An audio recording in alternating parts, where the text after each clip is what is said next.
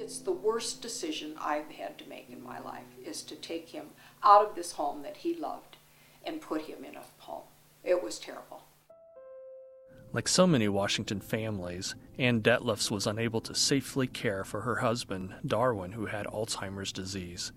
She chose an adult family home for his care, but within months she was alarmed by substandard conditions and she transferred her husband to another facility.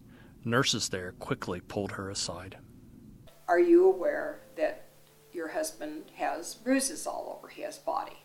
And I said, no. I said, I saw a bruise on his face. And then, well, she said, his bruises are consistent with abuse. And of course, as you can see, a lot of them are turning yellow. So they had been there for a little while. So when she tells you this, do you go in to see Dar and do you take his shirt off? Yeah. Look for yourself? I took his shirt off and looked at them and was absolutely sick. I was really angry, and I don't think at the time I cried because it just wasn't sinking in that this had happened to him.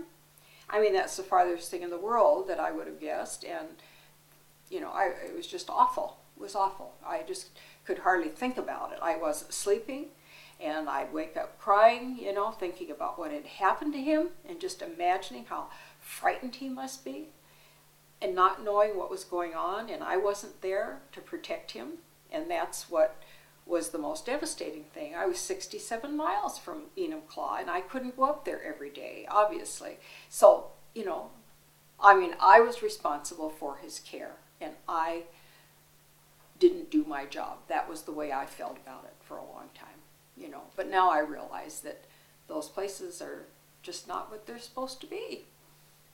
Look at the pictures. Every time I revisit, I don't look at those, but every time I think about it, it just breaks my heart that he had to go through that.